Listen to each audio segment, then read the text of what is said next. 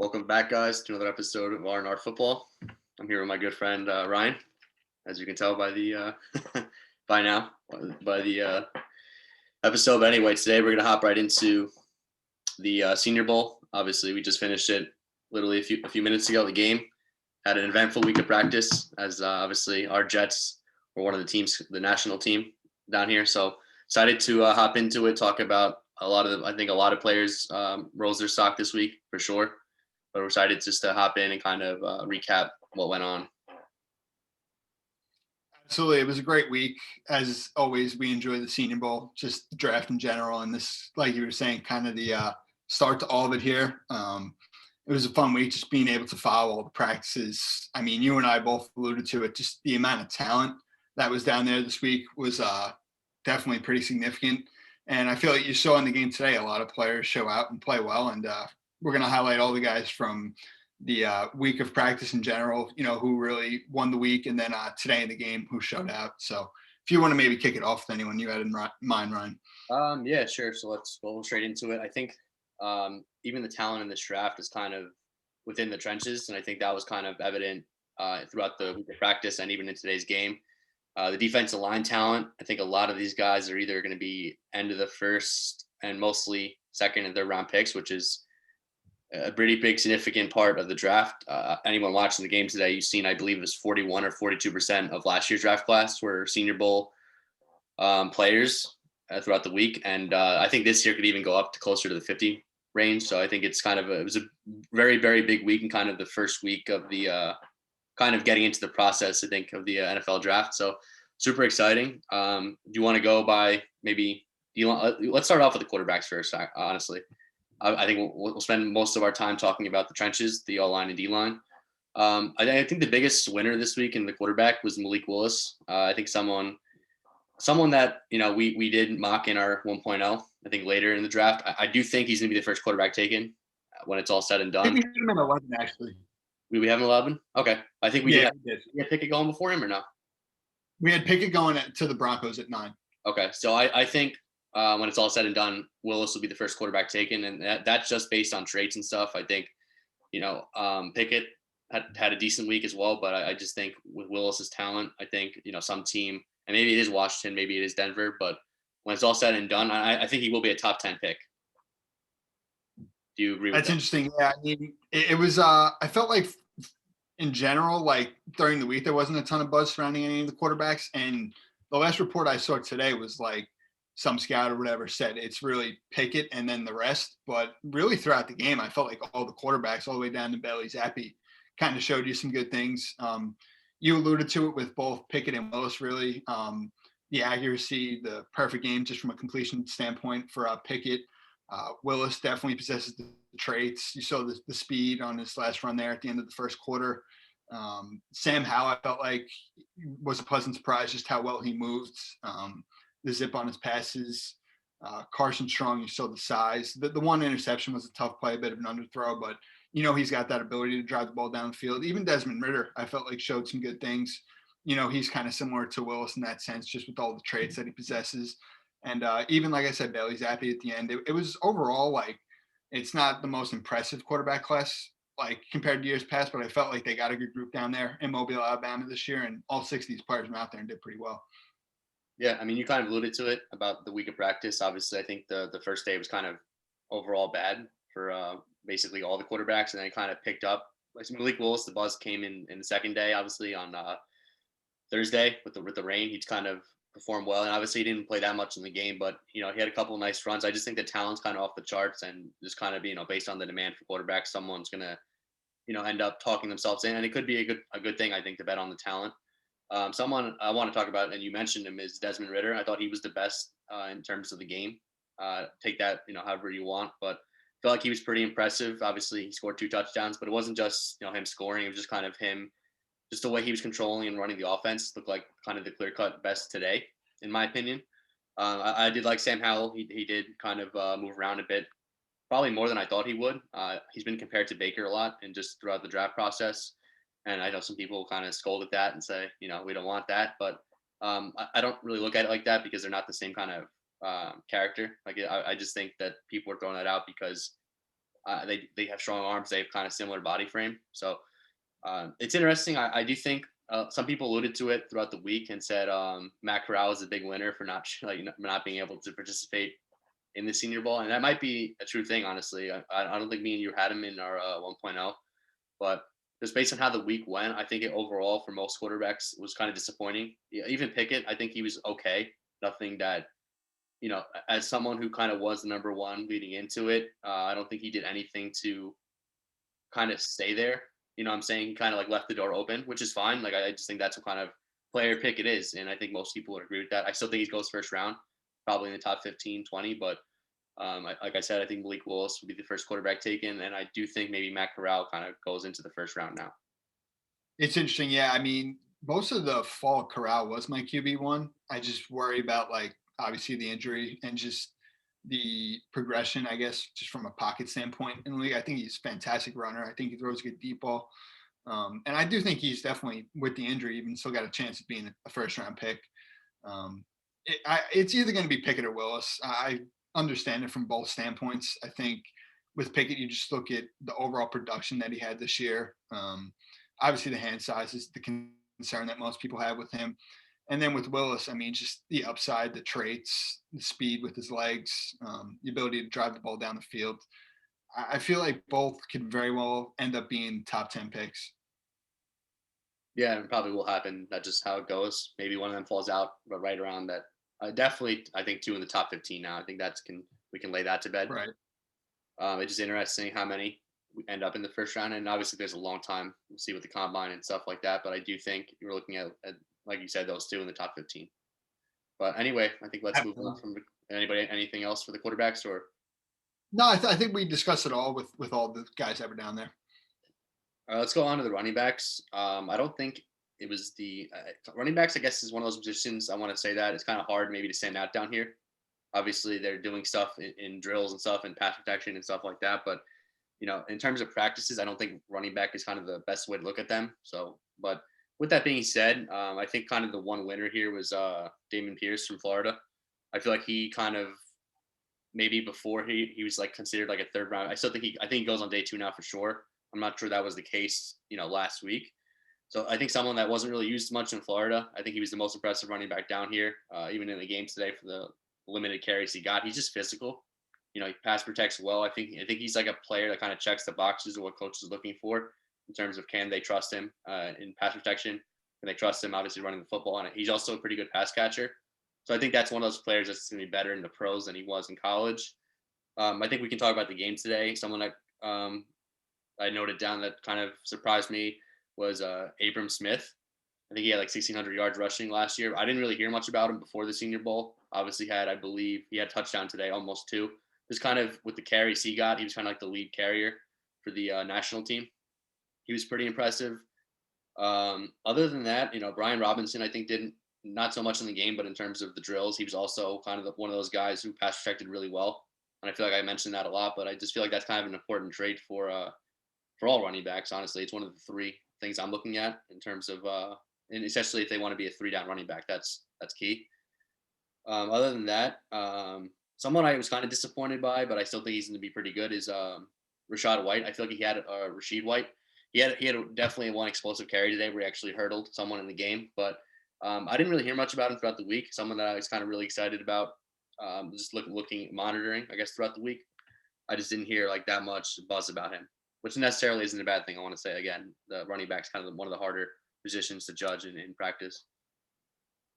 Yeah, I love all your takeaways there. I'm with you on Dameon Pierce. Daniel Jeremiah said it during the broadcast, just his ability to use his leverage to his advantage at like 5'9", 220. And you see he's like a bowling ball of a runner. He's a power back.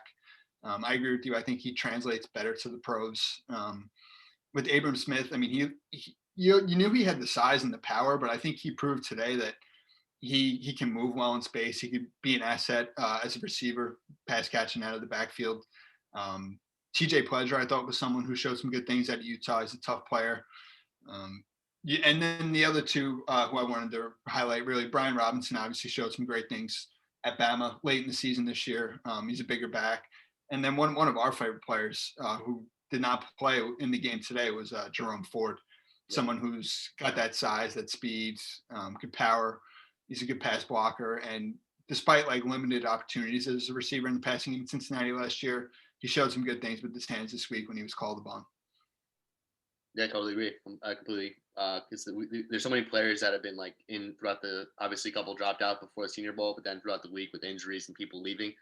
Jerome Ford's a good example of someone that we both liked, and obviously just didn't play in the game today. Absolutely. So we can go to the receivers now. Obviously, it was highlighted by Jahan Dotson, who ended up not going, and he's probably a first round pick.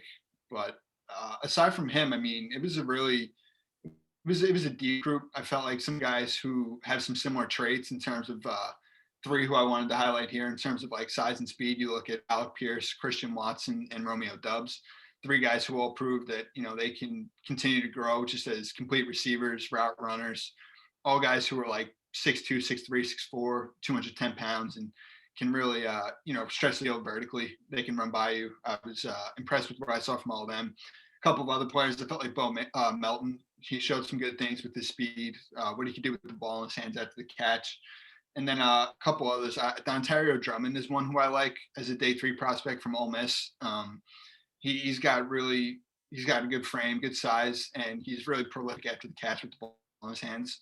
So he's someone I like. And then obviously you talk about Cleo Shakir, Jalen Tolbert. It was overall just a good group of receivers that they had.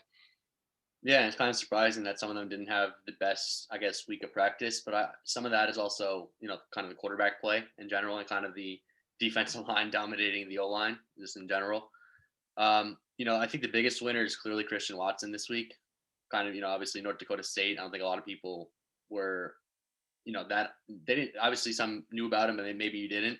But either way, he wasn't really highly regarded in terms of the draft. I think he definitely. I think he's a day 2 pick now. I don't think he was before the Senior Bowl.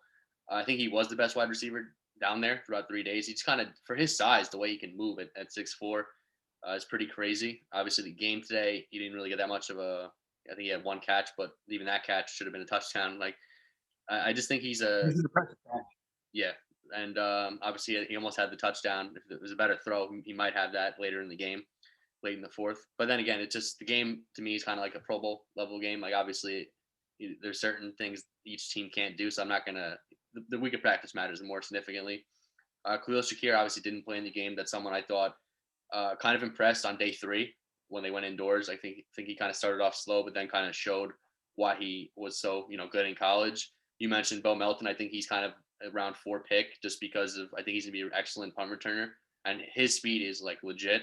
Obviously he had the big punt return today and he was I think he had 2 catches and I think they were both screen passes, but you just see that explosiveness and the yak ability, which every team wants to be able to use. Other than and Alec Pierce, someone I really liked heading into the week. Obviously, I believe he got injured. He definitely did not. I don't think he practiced day 3 and he didn't play in the game today. But other than that, Romeo Dubs is someone I was looking forward to. I think he didn't have the best week of practice and he didn't do that much in the game, but someone who's very productive. And obviously, it was kind of weird that him and Carson Strong didn't have, I guess, the best connection in the game, as obviously that was his quarterback. But then again, someone I'm still looking forward to seeing in the pros. You mentioned Tolbert. I love him from South Alabama. Another player, like I said, the quarterback play kind of, I guess, hindered some of the. But then again, there was also good corners, which we'll talk about on both sides. I think that had a good week of practice. So, but let's keep the topic of pass catchers and go over. I think to the maybe the most impressive group down here, the tight ends. I'll let you start with this. What do you Absolutely. I mean, it's highlighted by some great talent when you look at Trey McBride, Isaiah Likely, Jeremy Ruckert, Jake Ferguson today in the game showed you some good things. I think between like Ruckert and McBride, obviously there's so many similarities, just what they can do as blockers, in line for you. Ruckert showed that he's capable with more opportunities in the passing game to really be an asset. He's a very good athlete. You saw McBride score a touchdown. He showed some things today in the passing game. He's got really a big frame, good size to him over the middle. Isaiah Likely wasn't all too active in the game, but he's a great athlete with tons of production in college. Overall, I mean, they got a lot of the top guys really down there. Jake Ferguson, like I said, showed out in the game today. So Charlie Culler as well, somebody who had a ton of production as a receiver this past year and possesses a lot of size to be a difference maker in the red zone. Yeah, I mean, you basically covered it all. I'd say I believe Cole Turner was also pretty good today. Like there's just a lot of tight ends to be impressed by. I believe basically all of them are going to be drafted. I think Isaiah Likely, he had the big block for the only touchdown the American team scored. So like that was kind of nice to see. Someone who's kind of known as a pass catcher, the ability and the willingness to block is big for me. I think McBride will be the first tight end taken when it's all said and done. But I don't think there's a massive gap between like him and the next whoever it might be Likely, it might be McBride. I don't think there's a massive gap, and it's definitely a good year to get a tight end because I think I don't know if any of them will make it to round one. If it is, it'll be McBride at the end, but I'm pretty sure 4 to 6 of these guys will be taking on day 2. And Ferguson is the guy who had the big game today, as you said. He's someone that just screams like a 10-year pro to me, where just like he does all the little things well. And I mean, I would love one of these guys for the Jets if they don't even double dip here. So. Oh, 100%. Depending on how free agency goes, I definitely either way expect the Jets to snag one of these guys at some point, rounds 2, 3, or 4. Any other takeaways for you from the tight ends, or want to go to the trenches? Let's just head into the trenches. I think we covered most of the tight ends. I believe the tight end from UCLA, I think definitely deserved a nod. I have where's his name? Okay. Well, I'll get it. But anyway, just go to start off with the offensive line.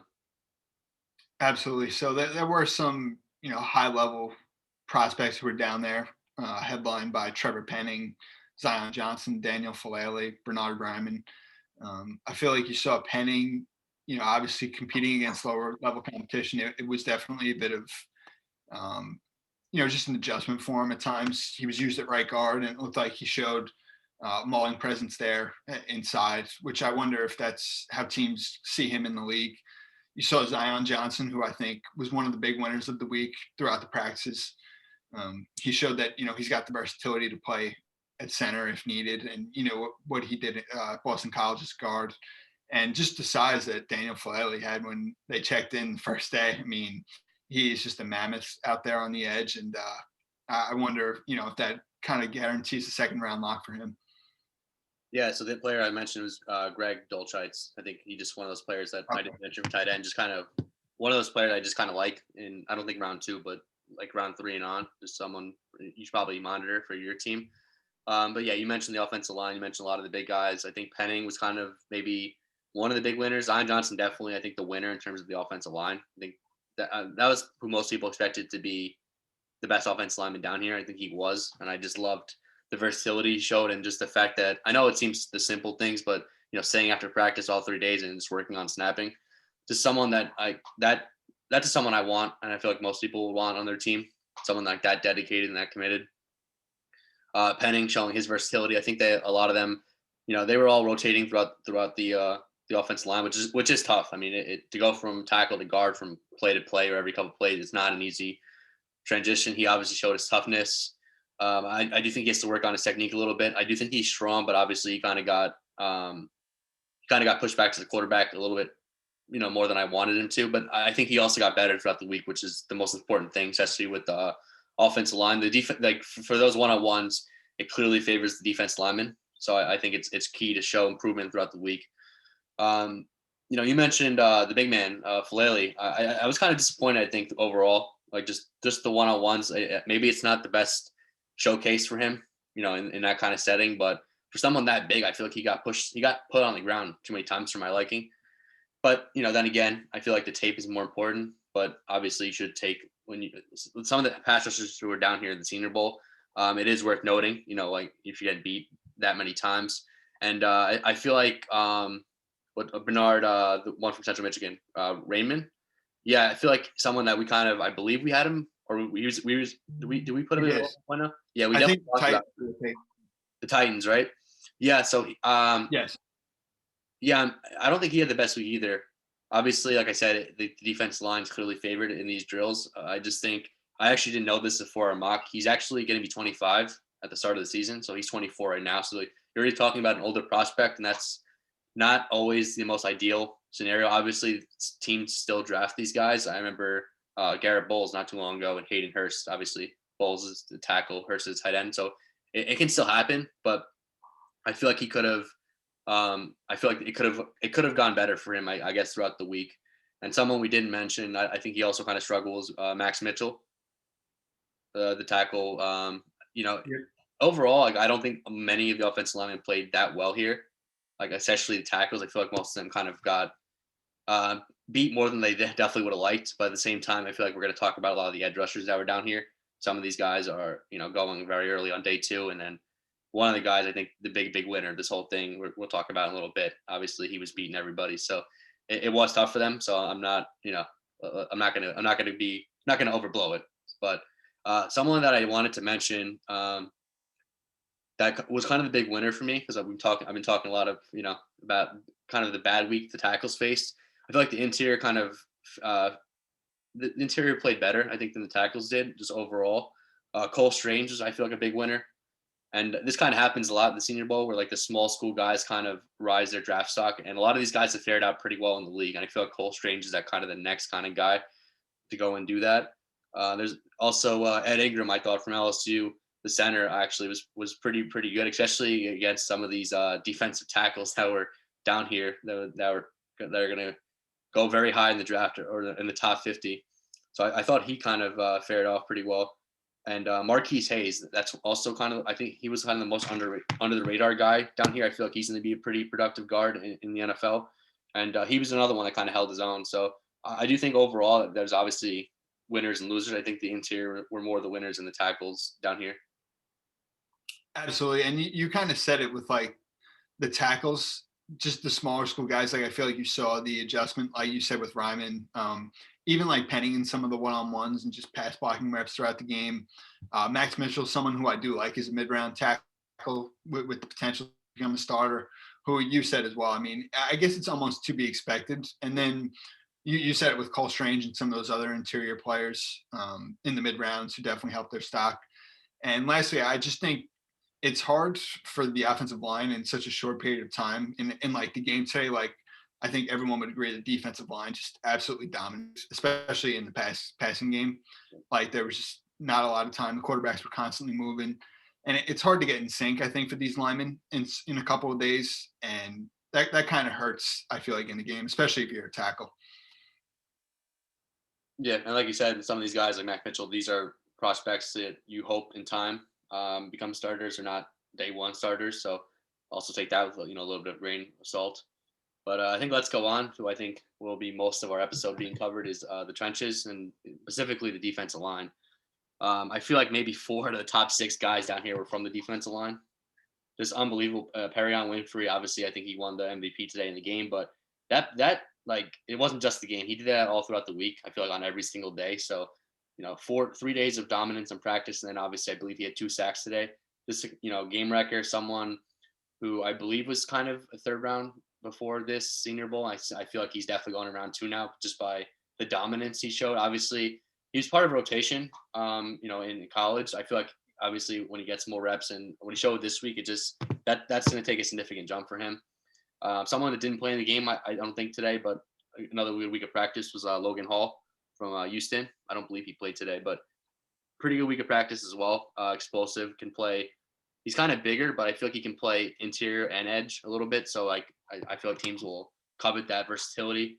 Another big winner, Travis Jones. I feel like he might have been the second best player down here, and just unbelievable. And I think he also kind of is scheme versatile. I don't think he has to play.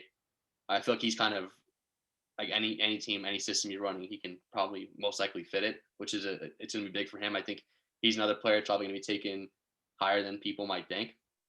I am wondering if any of these guys we're mentioning on the D line kind of find their way into the back end of round 1.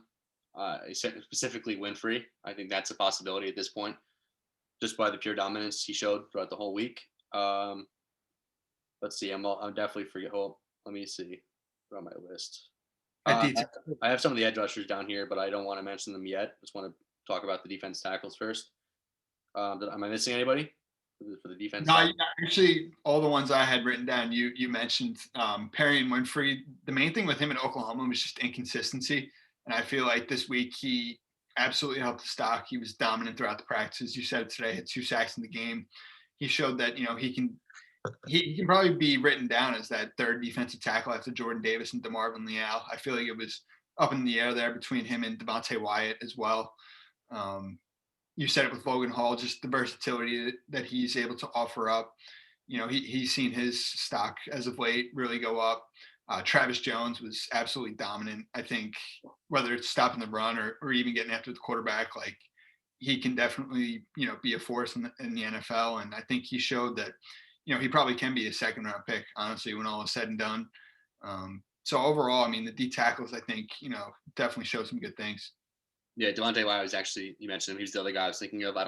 He didn't play in the game either. He kind of got hurt, I guess, after the second practice. He was another player who I thought was going to be back in around 1. He still might be, but I feel like Winfrey could possibly jump him. And you haven't mentioned Leal. I wouldn't be surprised if he fell around 2 and is replaced by a Winfrey in round 1. That wouldn't really shock me, honestly. But let's continue here. Let's go to the edge. Obviously, the big guy today, boy Mafi. He had 2 sacks and it could have been 3. Just completely wrecked the game. I did hear about him throughout the week, but not. And he did win a couple of nice reps. And just his explosiveness, his first step is going to make a team very, very happy. And his performance today is just adding to this really, really strong edge group. I feel like, Daniel Jeremiah, a lot of these top analysts have like 7 guys in their top 25 for edge rushers. So, this is definitely the strong point of the draft, the edges and defensive line. So I feel like it's a good time to get 2 of these guys on your team if possible. Obviously, the guy that we're talking about, the big winner, didn't play in the game today, but I feel like he might have. You talk about him first. I feel like you were kind of a fan before I was, so I'll let you lead this one off. Absolutely. I mean, it's Jermaine Johnson all the way. You talk about a guy who was just kind of buried on that talented Georgia defense there in 2019 and 20. I think were the 2 years he was there. Maybe he was there in 18 as well. Transferred to Florida State last year and was just absolutely dominant, filled out the stat sheet. And this week, I mean, he went down there. From a measurable standpoint, he showed that he's got the height, weight, speed, can really, what is up my thing here? Sorry, I'm having technical difficulties here. Okay, you want me to hop in? Yeah. Okay, well, you're talking about Jermaine Johnson, someone who I think is definitely a top 20 pick at this point. He might even, I think he's gonna find his way maybe into the top 10, definitely in the teens and somewhere in the 10 to 15 range. I feel like he didn't lose a rep all week, which is crazy. And not only was he a great pass rusher and winning the one-on-ones, but even on the team drills, like his run defense is also very, very good. So I feel like this is a complete, kind of a complete prospect. Obviously, he's going to take adjustment getting to the league, but with his traits and where he is right now, I feel like he's definitely a day 1 starter and a pretty big impact player for a team. Someone that obviously I want to mention who also had a good week and I guess it's kind of a surprise was the Penn State edge and not oh, hold on one second.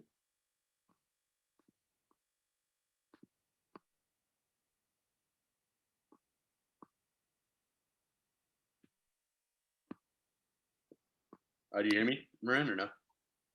Yeah, my screen just went out. I don't know what in the world happened here.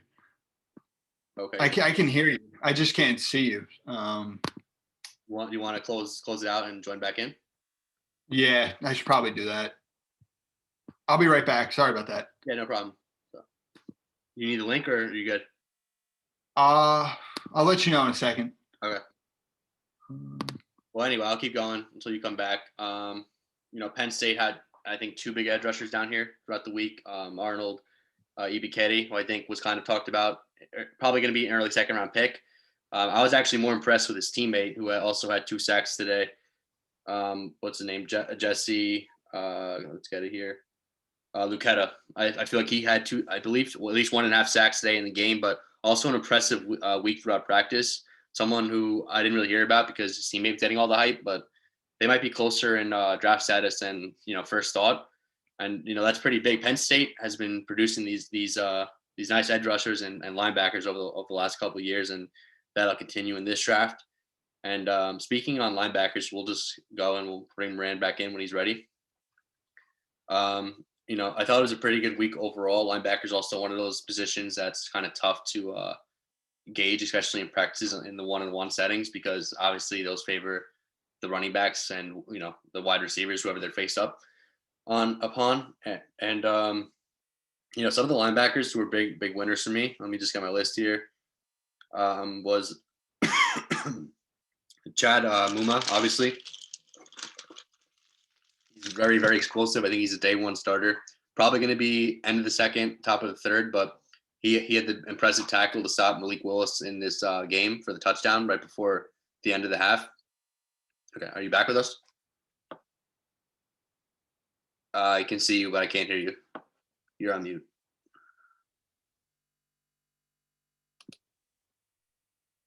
Talk again. You got me? Yeah, I hear you now. All right.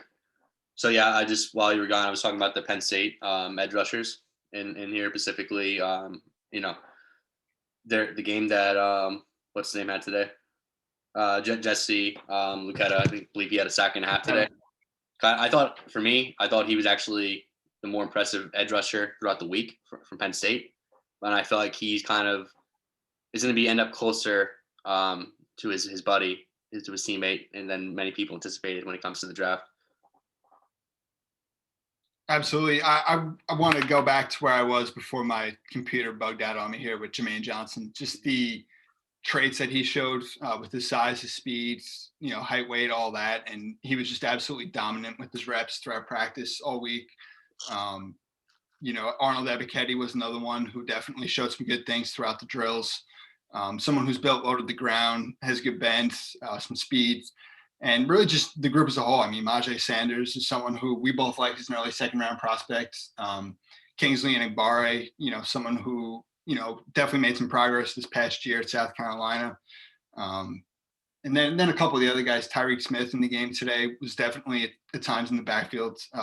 He was a presence really as a pass rusher, showing some good things. And he had some production the last couple of years at Ohio State, some good reps on tape. And then you said it best with Boy Mafe. I mean, he was absolutely living today on the edge in the backfield as a pass rusher. Someone who, entering the week was really like a round 3 prospect, I would say, and he definitely improved his stock greatly. Yeah, he might have been the second best edge rusher down here in terms of when you find the practices in the game. Just his first step is always kind of elusive and I guess intriguing to teams. But when you finish the way he did, especially in the game, he made a lot of money today. I feel like another kind of guys you mentioned. I did go to the linebackers while you were gone, but I only mentioned Chad Mumma today. But before we go back to that, 2 of the other edge rushers I did like was Sam Williams, who came down later in the week. I don't know how much he played. I think he came on Thursday, so I think he only had Friday to practice. I'm not sure how much he played in the game today, but to someone I just wanted to mention anyway, like an honorable mention. And Nick Benito, someone kind of maybe a sub-package player early on in his career because he's kind of smaller, but just an intriguing player who has pass rushing upside and pass rushing tools already in his department. So those are 2 of the honorable mentions. I just feel like it's such a strong week for a couple of the guys that we already mentioned that obviously some guys are going to get overshadowed, and I feel like those 2 are kind of the guys that I was looking for, especially in the later rounds of the draft. Most definitely. I'm with you there. For me, it's been at the linebacker position, obviously with Devin Lloyd dropping out. There was still a relatively good group that was down there. I mean, you alluded to it with Chad Mumma. He's a pretty complete player, especially in pass coverage. He can definitely move. He can run well. You saw Channing Tindall, Darian Beaver, some of those players show some good things. Brian Osmo was someone who's down there who's a good athlete, as a mid-round prospect. I feel like, some of those guys definitely showed some good things in the game. Yeah, Brian Osmo, he's also one of the guys I also wrote down. 2 other guys I wanted to mention who are very intriguing to me is Damon Clark from LSU. I just feel like he's kind of – he might even be a day one starter. I just feel like he's one of those round 3 guys that just kind of step in and produce right away. He was very impressive to me during the drills. I know it's kind of hard for linebackers to stick out and do well, but I feel like him and the next guy that I'm going to mention, Troy Anderson, he's a really interesting story. Someone, I believe he was a quarterback 2 years ago. And then he won, I think, his defensive player of the year on his team. I feel like he also had a good week of practice. Someone I wasn't really familiar with heading into the Senior Bowl, but when watching a couple of the reps, he definitely caught my eye, and he's one of the guys I guess I'm rooting for just throughout his career. That's what ends up happening, I guess, when you start finding out about like stories and backgrounds. Like that's just kind of one of those guys I'm probably going to root for. Yeah, that's funny. I actually researched that about Troy Anderson when I was doing some work on this, and it is hilarious that he was just a quarterback, and it goes to show you the athleticism that he's gotten, just the chance that gives him at the next level. Yeah, it's honestly great finding out a lot of these stories because they're pretty incredible. And I always look for guys like this, especially because I believe he's only, I believe in 2020, so in 2019, I believe he's playing quarterback, and I believe he opted out last year. And then, so obviously only 1 year of at linebacker. But with that being said, like I also think obviously he might be a little bit raw, but I feel like that also means a ton of room for potential and improvement just from reps and stuff like that. But Yeah, most definitely. Anything else on the linebackers? Do you want to go to the secondary? No, I was going to go to the secondary if you didn't mind. There were some prospects. It wasn't like the most top-heavy group. Obviously, there's a lot of underclassmen for the draft at corner and at safety, well, for that matter. But there were some good players who were down there. Roger McCreary, Darian Kendrick, who transferred to Georgia last year. Jalen Petre definitely proved today in the game what he's capable of. Kobe Bryant from Cincinnati, who played opposite Ahmad Sauce Gardner. I felt like those were four of the top players coming into the week, and they all, obviously McCreary's arm length was a concern for most people the first day when they got down there and checked in with all the measurables. But aside from that, I mean, some of these prospects definitely have a chance to go there on day two. Yeah, I feel like Jalen Petre was definitely, I think, the MVP in terms of even throughout the week of practice, some of the coverage, the one-on-ones he was doing, and obviously he had also a very productive game. Definitely a big winner, I think, just in terms of secondary and the Senior Bowl. Someone whose stock is rising pretty heavily. I think he is a round 2 pick now at this point. Interested to see where he goes. I feel McCreary kind of I don't want to say like a loser of this thing because he had a good week of practice as well. Just probably in terms of measurement, I think most teams will kind of kick him inside now. I'm not saying it's impossible. Like we've seen what Asante Samuel Jr. did last year. Sometimes teams overthink it. Like if the guy can play, he's clearly proven he can. I just feel like also when you factor in the height and the fact that he hasn't played zone throughout his career, I feel like that kind of eliminates a lot of the teams, in the first round from him, because I do feel like early on I feel like the preference for him, especially even for him, you probably say that he wants to be on a man-heavy team.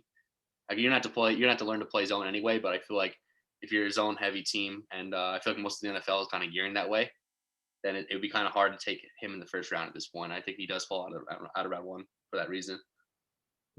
Especially with it being like such a top-heavy corner class with all the players that we've mentioned on mock drafts and whatnot. But you did allude to it, like with Asante Samuel, and just the fact that McCreary was playing so well in the fall and was getting buzz as a top 20 pick. Like I still do like him as a prospect, even if it's as a slot corner in the NFL. Yeah, so do I. And slot corners are incredibly. I think when people hear slot corners, it's degrading, but it's really not, especially in today's NFL.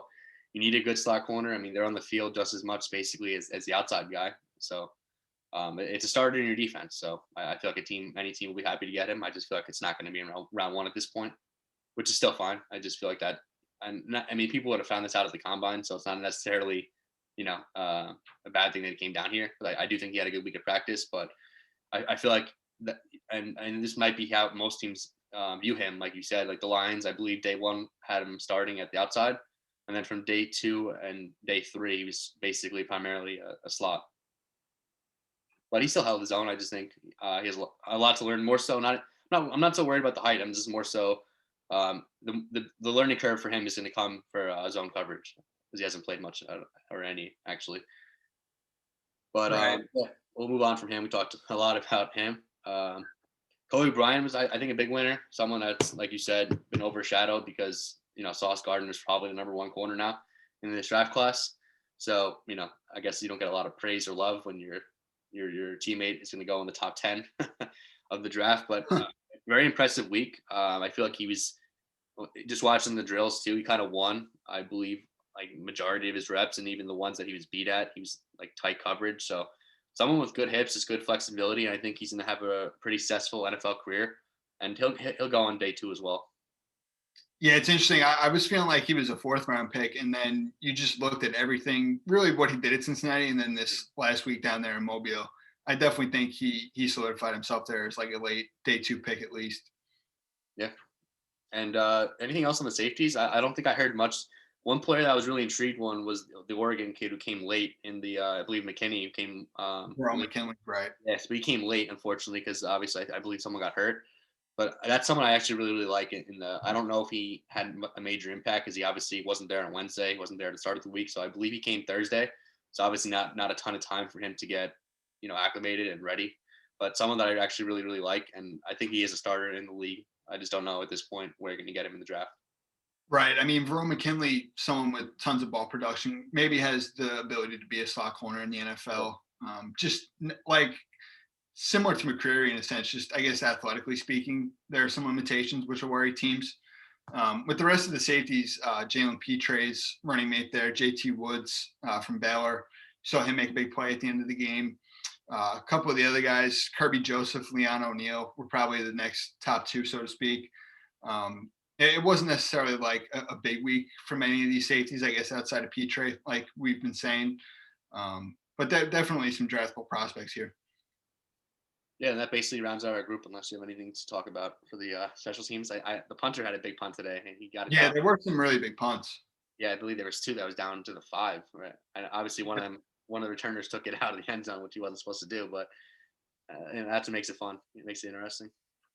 Oh, most definitely. And we really, I feel like, kind of hit on everything pretty good here. Who our winners really were throughout the week of practice and then in the game today. So if there's anything else you got.